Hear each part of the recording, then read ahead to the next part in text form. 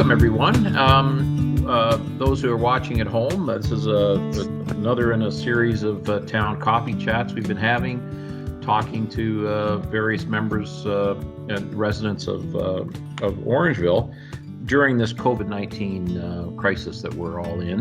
And it's been some very, very enlightening information that's come forward through these chats. And this morning, we're going to talk about the food chain. We're going to talk about the supply of food and food security with Councillor Todd Taylor.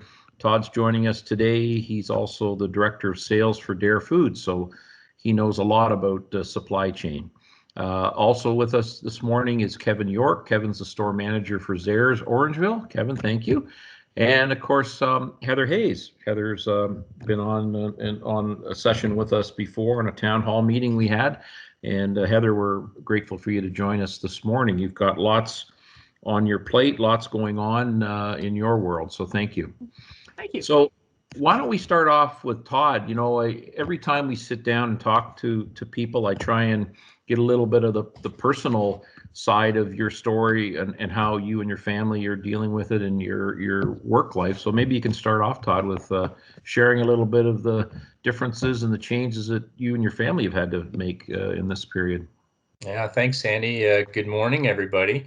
It feels like we've been in this house now for quite some time, but our family, we're rule followers, so we have been doing everything that is recommended of us and being very careful of how things have gone. And I live with 3 asthmatics, so we've been very careful of making sure that those 3 are looked after. I'm the one who is safe. So I was actually the grocery shopper. So I was going into Zehrs and doing all the things I was supposed to be doing, but I was recently fired from that job.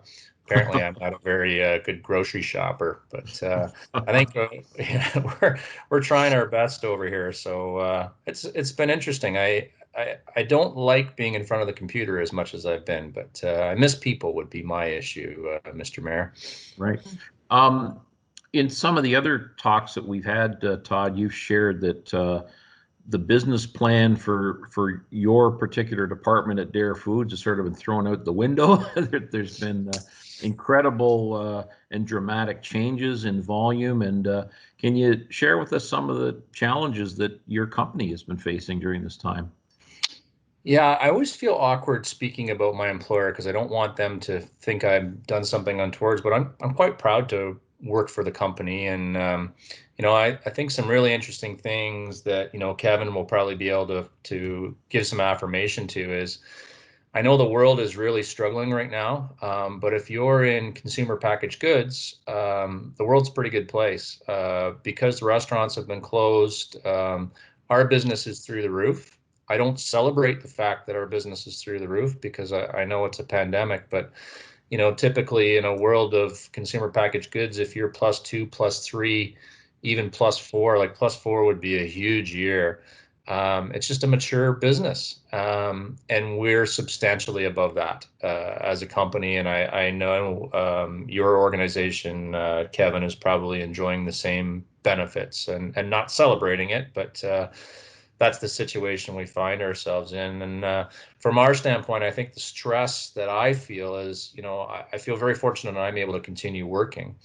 But I think the difficulty is we're hoping the supply chain isn't disrupted. And what's interesting is if you're a supplier to the major grocery chains within Canada, we've all gotten together as an industry and basically have said, hey, let's be honest with each other in terms of what you can supply and when you can supply it. And it's been very helpful and very cohesive in the way that we've been interacting with other companies. So as long as you're allowing them to know what's going to be out, we've been good. And although initially our organization certainly struggled a little bit with supply, and we struggled because all of a sudden there was this massive spike in terms of volume, and it was unprecedented. To walk through your store, Tony, Kevin, and see empty shelves, that's not the Zehrs that I know. And certainly No Frills and Sobeys in town have said, experienced the same thing. These are beautiful stores. But the supply industry just couldn't keep up with that.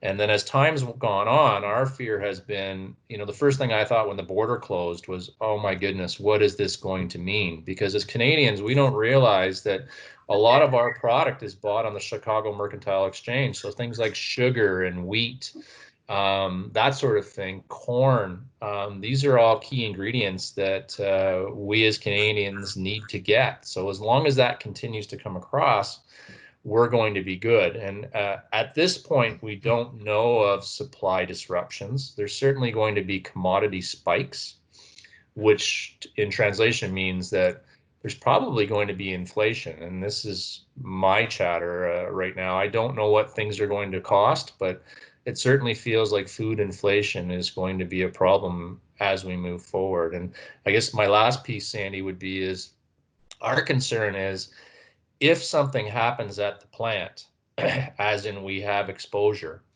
that means you have to close down. It's responsible. It's exactly what makes sense to do. And when you do that, that means you're going to have supply disruption. So hopefully, as long as that continues, as in, we're safe and following protocols and people who are affected aren't in the plants and producing food that Canadians want. And it doesn't just speak for my company, it's all companies within the food industry. Things will be good. But, my fear now is we're starting to see issues with meat. Plants are closing down, and it's looking like in the future there will be either a shortage or a huge spike in terms of costs. So sorry if that was a little long-winded, but there's a lot going on here. Mm-hmm.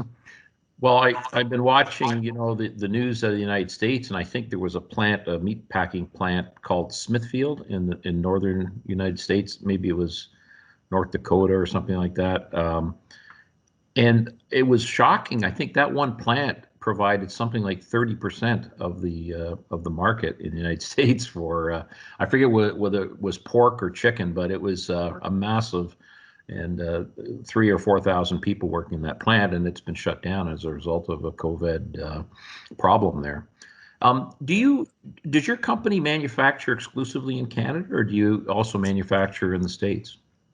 There is some manufacturing in the US, but for the most part, it's 90% Canadian made, which I think, where we're going in the future here, because you can see we might be down a road of protectionism. Maybe that'll be a benefit to us. Maybe that'll be something that'll be a good thing. But there is a little bit done in the US, but not much. Now, do you make those maple cream cookies? We do. You like those, Sandy? I'll get you some. I'm a good Canadian boy. Of course I do. You could go over to your local Zehrs and pick those up. Pick a box up. Yeah, awesome. But you go ahead. May I, if I could, Sandy? Just one last thing, because we have Heather on here.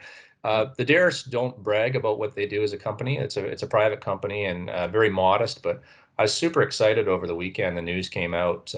They donated, I think it's 100,000 cases of bear paws to food banks across Canada.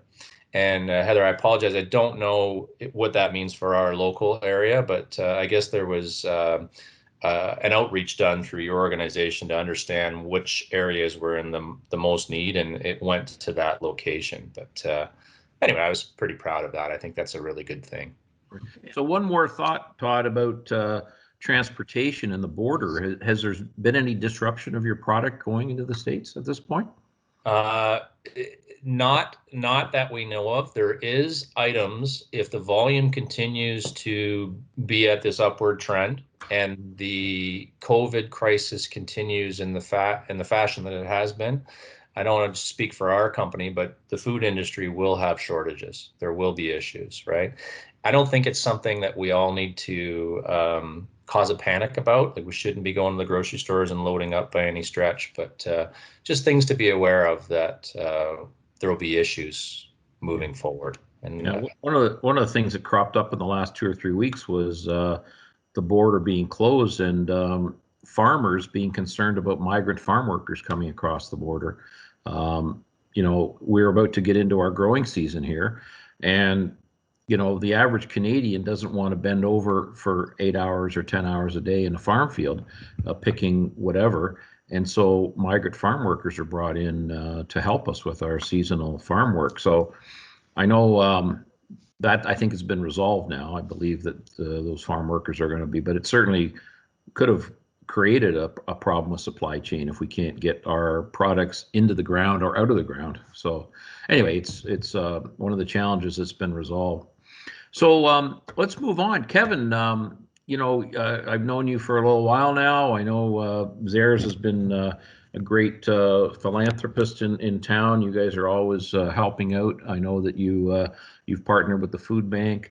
But what are some of the challenges that you and your frontline workers have faced? I know there's been lots of interesting posts on social media, some positive, some negative, regarding the demeanor of people and the treatment that some of the frontline workers are getting. And it's disappointing to hear this, but again, there's a lot of anxiety. There's some mental health issues going on. And, I hope if your people do take the brunt of some unpleasantness that they're able to roll with the punches. But can you just give us a little update on maybe you personally and your family and how you're doing, and then get into the store operations? Sure. Good morning, Sandy. So it's just my wife and I. She's in the funeral business. I'm obviously in the food business. So life for us at home is pretty much normal. We don't have to stay home and isolate and all that kind of stuff. It's a day-to-day for us. If anything, work's gotten busier and days are longer. So for both of us, it's a little bit more work, which is totally fine too. So we're aware of things that we weren't aware of before. Obviously, the sanitation, all that kind of stuff, and distancing, as everybody is. But for us, it's kind of a normal day-to-day now. Here at the store, I would say that we've kind of progressed fairly well from the beginning of the whole outbreak until where we are today, where the first 3 or 4 weeks there was panic on our customers and also on our colleagues, where our colleagues didn't want to come to work. They didn't feel safe. They didn't know what was going to hit them when they came to work. We got all the plexiglass in place. We have PPE for our colleagues if they choose to wear it. We have voluntary temp checking if they choose to come in and do that. There's lots of things kind of behind the scenes that our customers don't see happen that's going on, right? From 8 o'clock till 10 o'clock, we're sanitizing the store every night, deep cleaning all departments, front end, all that kind of stuff to make sure that we're ready to go for the next day. Over the Easter weekend, we were in here on Good Friday, the same thing, stocking the shelves, cleaning the store up, making sure that we were ready to go for a busy week. I will say that we have had some challenging customers but our colleagues here in the store are taking it fairly well, and patience are thin with everybody, no matter what side of the desk you're on, right? So I think that they're handling it very well, and they've obviously had to vent some people and take some time off. Overall, we've had about 47 colleagues take leave of absences from the store since it began. None of them have been affected or positive, or that they just don't feel comfortable coming to work, whether it be family members or themselves who have some health concerns, that kind of thing. So it's been a rolling ball, that's for sure, that we've kind of adjusted day to day. So. Right. You've implemented, I guess, for lack of a better term, some sort of a metering system in terms of letting the number of customers into the store. I've been there myself and waited outside to get into the store. You've got some, suggested one way in and out there, which for some reason people, I watched it myself. It's not that hard. There's a big arrow on the floor. Why don't you just go this way? But my car's over here, so I don't want to be. I want to be lazy and go out here. But I know your security staff have been. I watched it. Tried to steer people properly, but I know you've done a lot to keep the distancing. And how long has that been in place now? The actual metering of customers coming into the store. That was about 2 weeks in, where we were able to limit the number of number of customers. Sorry. Initially, public health told us, based on our square footage, we were allowed 300 people in the store, which was way too many. Yeah. We reduced it under company direction to 150, which is still way too many. We run anywhere from 75 to 90 right now, depending on time of day, how busy the front end feels, how busy departments feel. We'll shut the doors down, as most customers know, and you're waiting outside for, unfortunately, some days upwards of an hour to get into the store because we are full in capacity in here. Capacity doesn't include our colleagues, so we're excluded from that number. So it's the 80 customers plus us. And that seems to be our magic number as far as feeling comfortable in here. So. Right. So that's a good, safe condition for both customers and your work colleagues as well. That's great. Awesome. If I may, Sandy, Yeah, that's a busy store. So you think about that. If you're only allowing 80 people in the store on average, I don't know what a customer count would have been before, but it would have been significantly more than that at that location. So what they're doing is unprecedented and hurting their bottom line too in a lot of ways. Right. But probably, I don't know, is the buggy load higher these days, Kevin, or without divulging any company secrets? But Significantly people higher, buy, yeah. So Yep. they're Trips making are down, but basket size is up. very definitely. good. Yeah. Great. Heather, last but not least, we're all very, very interested in the story of our local food bank. I know you've created this alliance, the Dufferin Food Share Alliance, in the last few weeks. You've moved to a temporary facility, and you've also bought a facility. So there's a heck of a lot going on in your world.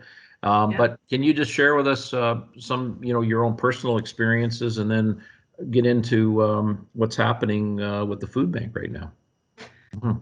Yeah, well, thanks very much for having me, and it's a pleasure to be on with Mr. Taylor, yourself, and Kevin.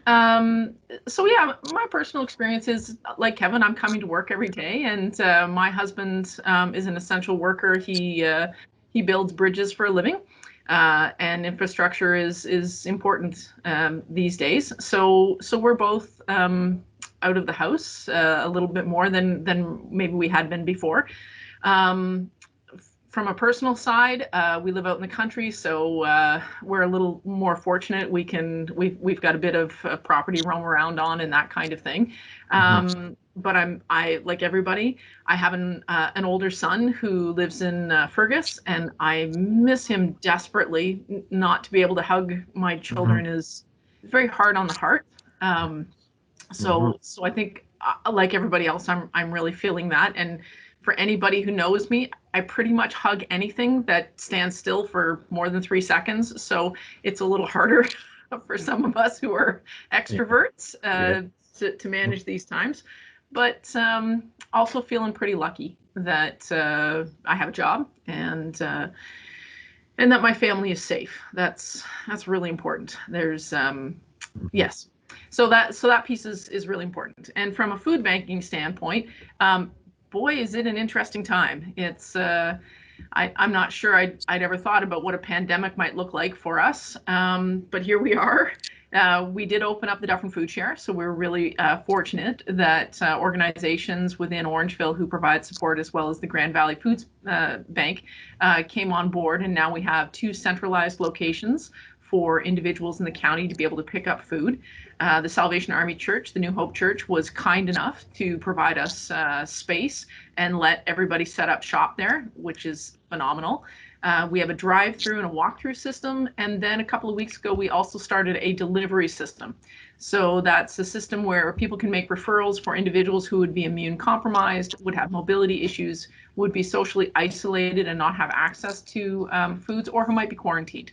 So that system is going really well, and we're pretty pleased with that. And then in all of this, on the 29th of January, we got a text from our local real estate agent who said that there was a building. And so we thought, sure, this seems like a good time. And yeah, it's been really busy, but we are very fortunate in the fact that we were able to purchase that building. So we purchased the building at 3 Commerce Road, which used to be Beds to Go. It's behind the Georgian College location. And we took possession of the building on the 15th of April, and we've been in there setting up and getting renovations done. So hoping to move in there on June the 1st. That's when our lease is up in this facility. And we had been looking for many, many years, and Sandy, you know that you've been a great partner to try and help us find something, but there is little commercial space available in Orangeville, little affordable commercial space. And so yeah, so we've made the purchase, which is fantastic. We were committing $60,000 a year to rent and utilities, so that will be about the same as what we'll be paying right now on a mortgage payment every year. And it makes sense to have equity built up as opposed to paying somebody else for rent. So we're really looking forward to this shift. It'll be twice the size that we have right now. We were very much out of space in this location. And we're also going to be able to increase our cold storage, which will be fantastic. Because as Kevin and Todd know, with the supply chain right now, we want to make sure that we have the food that we need to support residents in the county. And I think Kevin can speak to this. We are inundated right now with some kinds of product, milk, eggs, chicken. There's an abundance of those in the system right now because cows don't know that restaurants are closed, and same with the hens. They don't understand restaurants are closed. So we're lucky enough that with the support of the County of Dufferin, we've gotten some extra cold storage over the Salvation Army to hold all that product. And we want to make sure that we're prepared for what's coming down as this rolls out. We expect that we will see a large increase in the use of food banks. We're already starting to see that. They said that with the 2008 recession, there was a 28% increase in the use of food banks at that point. Right. And while we're not seeing like huge increases right now, we're seeing some increases. What's going to happen is that as people drain down and draw down on their personal resources, on their visas, on the lines of credit, on the money that they had stored for a rainy day, that's when the need will increase for food banks, and we'll see that grow as time goes on. So we want to make sure that we have the infrastructure in place to make sure that we can support people adequately. Can you give us a report on giving and philanthropy with respect to our local food bank? So as always, the community of Orangeville has been very generous to the food bank and continues to make sure that their neighbors are taken care of, and we really appreciate that. So we have seen an increase in donations supporting the Dufferin Food Share, which is fantastic. We've seen support from the town of Orangeville. We've seen support from Greenwoods Aggregate. They were very generous to us. E. Hoffman Plastics. And then there is money coming down through our provincial and federal counterparts at Feed Ontario, as well as Food Banks Canada. And I think everybody, I hope, had a chance to watch the concert last night, Stronger Together. It was a great concert in support of Food Banks Canada, which is fantastic because they pledged $150 million to support all the food banks across Canada. So this will be much needed support as we go on. That's amazing. That's amazing. So I'm so glad to hear that you've got some stability in your accommodation. You're going to be starting to build equity instead of putting it into somebody else's pocket. So that's all good news. It's unfortunate that we've had this conversation before, Heather, that the food bank seems to be a growth industry even before this happened, and it's troubling, but we're glad that we've got professionals like yourself in place to make it all work, and we're so grateful for that. And how many square feet are you going into now in the new building? It's pretty exciting. We're going into 7,200 square feet versus 3,600 here, which is awesome. Yeah, I just can't tell you every time I walk in, because when you're in the midst of a renovation, every day is different. So you walk into the space and new walls are up, and it's just stunning.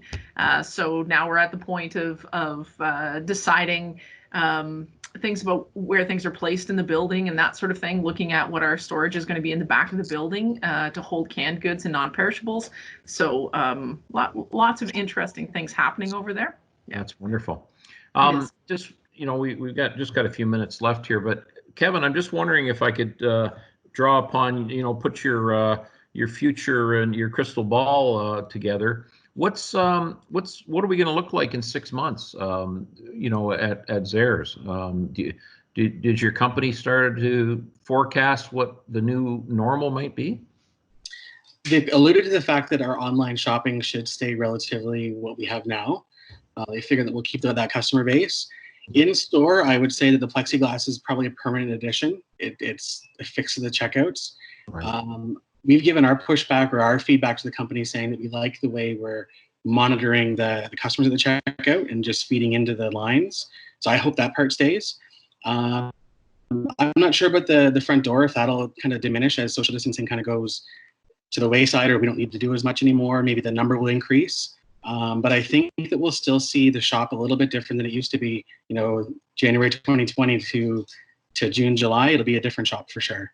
Yeah, very good. And Todd, can you share with us any your future vision here? Do you have an idea of where we're going? It's certainly some of the scientists and public health professionals are suggesting we're in this for the long haul. We certainly got a huge economic problem going forward now. It's going to take a while to get the economy restarted. But what are your thoughts about supply chain and what we are looking forward to now? Yeah, again, I don't want to be someone who's sounding an alarm bell here. I don't think we should be doing that. But at the same time, in the back of my mind, I am worried. I'm worried about that supply chain moving forward and what that's going to do to us. And, you don't have to be an economist to figure out, but when you're short on meat because plants have closed, that means that meat that we do have will cost more. Yeah. So I worry about that. I see a lot of the produce that we get, especially in the down seasons, is not necessarily grown in Canada. So that will mean that costs go up on those items. So, if you want to eat healthy and eat well, I think, unfortunately, it's going to cost more as we go forward. And I'm concerned about that. I think about Heather's group and, just the average Canadian and what that's going to mean to them. There's going to be an impact for sure. Yeah. Heather, you've also alluded to the fact that some of your acquisition of product, the way you acquire things has changed. I think you've told me that you're doing some bulk buying rather than relying on donations, small donations. That was the sort of the starting point of the food bank. Mm-hmm. Yes, we have had to move to buying in skids of food. We are very conscious about the fact that the community supports us, and we need to support the community. And for quite some time, the product wasn't there at the local grocery stores for us to be able to order in the volumes that we needed. Unfortunately, I'm hoping that will return a little bit more, but right now we're having to buy in larger quantities to support the food share, which we've never really had to do before. And when Todd references the fresh foods that we're going to need, I think that's going to be huge. The fact that the government passed that community gardens could open up again is fantastic for us. People growing food in gardens that maybe they've never had before, and making donations to the food bank so that we can have that fresh produce, because produce still is difficult to order in the quantity that we need to support our food share. So one of the silver linings here for you, Heather, is you're really boosting your resume here. You're becoming a supply chain expert. You're a developer now. You're a construction expert, and so you're going to be you're a wanted commodity coming out of this thing for sure. You know what? I've said that I'm done. After this, I tell you, there will never be another pandemic, because if there is, I retire right away. Yeah. I'm done. If I may interject on behalf of Heather too, the board members that you have, Heather, on the food bank, the diversified experience that they all have. I just was talking to one of your board members on a separate issue related to COVID, and it's nursing homes and the care of our elderly and how that's going. The amount of experience that you have on there is phenomenal. So kudos to you and your organization. Yeah. They're amazing group of people. Just about done. Kevin, I just want to reach out one more time to you. Do you want to have a final thought to share with the community on as we carry forward here? And again, kudos to your frontline workers for all that they're doing, and we really appreciate it. It's healthcare workers, but also the retailer who's been put into this unusual situation. We really need to thank you. So I just if you got a final thought. Just thank you to our customer base, right? Being patient with us, and it's a different way to experience a grocery shop. So just a thank you from all of us here at Zehrs, and appreciating the time that it takes. And yeah, it's good. Good. Thank you. And Heather, do you want to have a final thought? Yes, I do. I want to thank all of the volunteers that make what we do possible. Without them, I wouldn't be sitting here and people wouldn't be fed. So we have always been a largely volunteer run organization. So thank you to all of those people who are working in the forefront, but also in the background, making sure that our operations continue to flow well every day. So thank you as always to the community. Excellent. And Councillor Taylor, I'll give you the final word, sir. I guess I'd like to thank Kevin and his staff, for keeping open and being pleasant and making sure that you're doing your best to feed Canadians. I know that's an important thing. And Heather, I'm just so amazed at your organization. I do chat with your board members, and I understand that financially there might be some things coming up in the future. And I think I speak for Mayor Brown, and that is, your council's here to support you, and we're expecting you. So we look forward to having that discussion. Right. Thank you. Okay, well, listen, I want to thank Kevin York, store manager at Zehrs, Heather Hayes, the executive director of the food bank, and Councillor Todd Taylor, who also has an important job in the supply chain with his company, Dare Foods. So thank you all this morning. It was a great, interesting discussion. I hope those watching at home will enjoy this as well. But thank you for your time today, and good luck as we hopefully get out of this in the coming weeks. Thanks so much. All the best. Thank you.